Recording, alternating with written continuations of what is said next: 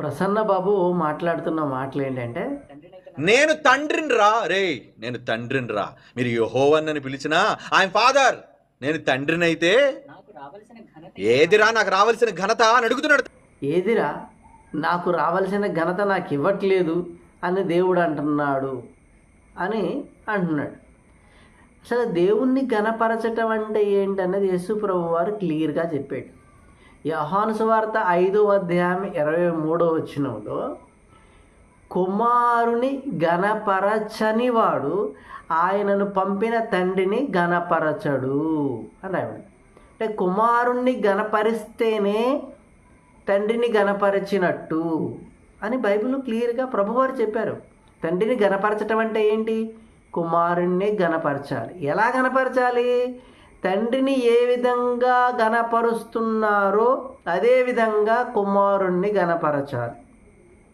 అంటే కుమారుని ఘనపరచకుండా నేను తండ్రిని ఘనపరుస్తున్నాను, తండ్రి కోసం నేను కుమారుని తిడతాను, కుమారుణ్ణి ముష్టివాడంటాను, కుమారుడిని అడుక్కునేవాడంటాను అనేటువంటి పదజాలాలు నువ్వు వాడేవు కదా. అంటే కుమారుణ్ణి ఏం చేస్తావు? నువ్వు ఘనపరచకుండా దిగజారుస్తున్నావు. ఎప్పుడైతే కుమారుణ్ణి దిగజార్చిస్తున్నావో అంటే తగ్గిస్తున్నావో తండ్రి దగ్గర నీకు ఘనత రాదు. నువ్వు తండ్రిని ఘనపరచట్లేదు. తండ్రిని ఘనపరచకుండానే నేను తండ్రిని ఘనపరుస్తున్నానని భ్రమపడుతున్నావు. తండ్రిని ఘనపరచటం అంటే కుమారుని ఘనపరచటం. ఇది నీకు అర్థం కావట్లేదు. యేసు ప్రభువు అంటే నీకు రోషం వస్తే ఆయనను కన్నా ఆయన భూమి మీదకి పంపిన తండ్రిని పట్టించుకోకపోతే మాకు రాదురా రోషం? తండ్రిని పట్టించుకోకపోతే మాకు రాదురా రోషం అంటున్నారు. తండ్రిని ఎవరు పట్టించుకోవట్లేదు? విశ్వాసులందరూ కూడా తండ్రిని తండ్రిగానే చూస్తున్నారు. తండ్రిని తండ్రిగా చూస్తున్నారు, కుమారుణ్ణి తండ్రికి సమానునిగా చూస్తున్నారు. అది నీ ప్రాబ్లం. ఎప్పుడైతే కుమారుని తండ్రితో సమానంగా చూస్తున్నారో నువ్వు తట్టుకోలేకపోతున్నావు. తండ్రి ఇష్టపడుతున్నప్పుడు నువ్వు తట్టుకోకపోవడం అనేది నీలో ఉన్న లోపం అవుతుంది. అసలు నీకు తండ్రికి డైరెక్ట్ కనెక్షన్ లేదు. అది నీకు గుర్తుపెట్టుకో. మనుషులకి తండ్రికి డైరెక్ట్ కనెక్షన్స్ లేవు. మధ్యవర్తి ఉన్నాడు. మనకి మానవునికి దేవునికి మధ్యవర్తి ఉన్నాడు. ఈ మధ్యవర్తిని నువ్వు తీసి పక్కన పెట్టి నేను డైరెక్ట్ కనెక్షన్ పెట్టుకున్న భ్రమలో ఉన్నావేమో. అలాంటి భ్రమలన్నీ వదిలిపెట్టాల్సిందే. మనము క్రీస్తు వారం. అది భూమి మీద పుట్టిన వారు ఎవరు అంటే క్రీస్తు వారు. నీకు క్రీస్తుకి రిలేషన్. ఆయన క్రీస్తు తండ్రికి చెప్పుకుంటాడు. నీకు తండ్రికి కాదు రిలేషను, నీకు క్రీస్తుకి రిలేషన్. అంటే నీవు క్రీస్తుకి దాసుడవు. ఈ విషయం గుర్తుపెట్టుకో. మనము క్రీస్తుకి దాసులం. ప్రభువారు చెప్తున్నటువంటి మాట ఏంటో తెలుసా? ఒకడు నన్ను సేవించిన ఎడల నా తండ్రి అతన్ని ఘనపరచును అని చెప్తున్నాడు. నీవు తండ్రిని ఘనపరచటం, నీవు కుమారుని ఘనపరచటం కాదు. భూమి మీద ఉన్నవారు చేయాల్సిన పని ఏంటంటే ప్రభువారిని సేవించడం, ప్రభువారిని శరణు కోరడం, ప్రభువుని పూజించడం. నీవు చేయాల్సిన పని ఏంటంటే నీవు సేవకుడివి. ఎవరికి సేవకుడివి? ప్రభువుకి సేవకుడివి, తండ్రికి సేవకుడివి కాదు నువ్వు. భూమి మీద ఉన్న వాళ్ళందరూ ప్రభువుకి సేవకులైతే తండ్రి కనపరుస్తాడు. ఈ లింక్ నీకు అర్థం కాక ప్రభువారిని తగ్గించే పనిలో నీవు ఉండిపోయావు కాబట్టి నీకు ప్రభువు అర్థం కావట్లేదు. మనం ప్రభు పాదాల చెంతకు చేరాల్సిన వారం.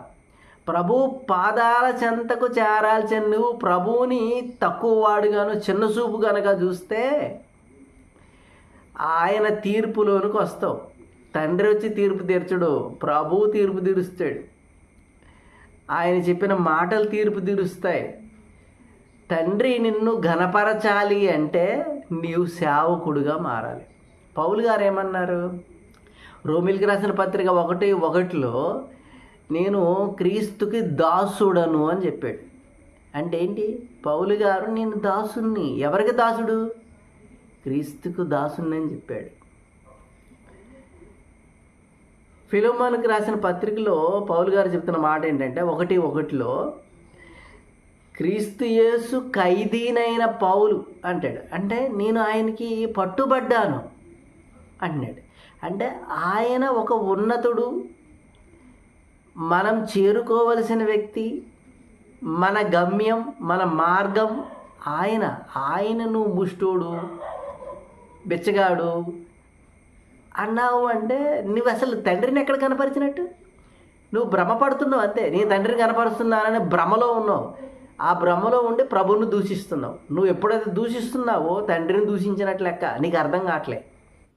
ఆయన పట్టించుకున్నారా? ఆయనకి ఏమైనా ఘనత ఇస్తున్నారా? ఆయన గురించి గొప్పగా ఏమైనా చెప్తున్నారా? ఏమంటున్నావు అంటే నువ్వు ఆయన్ని పట్టించుకున్నారా?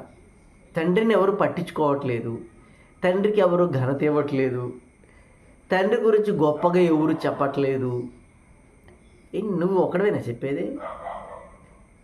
తండ్రిని పట్టించుకోవట్లేదని నీకెవరు చెప్పారు? కుమారుని పట్టించుకుంటే తండ్రిని పట్టించుకున్నట్లు లెక్క, కుమారుని గణపరిస్తే తండ్రిని గణపరిచినట్లు లెక్క, కుమారుని గురించి గట్టిగా చెప్పితే తండ్రిని గురించి చెప్పినట్లు లెక్క. ఈ విషయం నీకు ఎందుకు అర్థం కావట్లేదు? ఈ విషయం నీకు అర్థమైతే కుమారుని గణపరుస్తావు. కుమారుడు అంటే సామాన్యుడు కాదు, దేవుడు.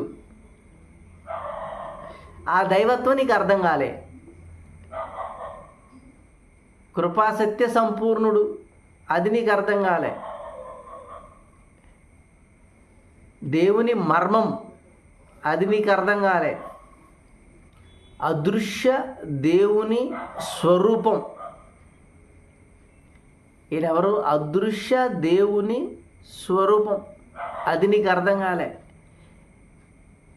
మహిమ స్వరూపి అయిన ప్రభు, ఇది నీకు అర్థం కాలే. ఇవి అర్థమైతే నువ్వు బిచ్చగాడంటవా, ముష్టోడంటవా?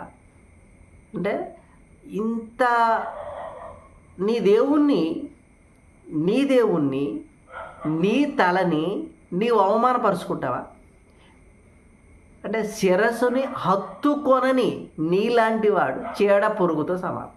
ప్రభువుని ఎప్పుడైతే నువ్వు ప్రభువుని బిచ్చగాడు, ముష్టోడు అన్నావంటే నీకు అసలు విశ్వాసం లేదు. ప్రభువు మీద విశ్వాసం, అసలు ఆ పదం నీకు వచ్చింది అంటే నీకు అసలు విశ్వాసం లేదని అర్థం, విశ్వాసమే కాదని అర్థం. నీవు ప్రభువుని చేరుకోవాలి. నీ గమ్యం ఏంటి? ప్రభువుని చేరుకోవడమే నీ గమ్యం, నా గమ్యం. ప్రభువుని చేరుకోవలసిన గమ్యంలో ప్రభువారినే తృణీకరిస్తే ఇక నీ గమ్యం ఏది? డైరెక్ట్ తండ్రి దగ్గర పోదాం అనుకుంటున్నావా? డైరెక్ట్ తండ్రిని కలుసుకుందాం అనుకుంటున్నావా? నువ్వు ఏదో సాధిద్దామని చెప్పి ప్రభువును తృణీకరిస్తున్నావు. జాగ్రత్త.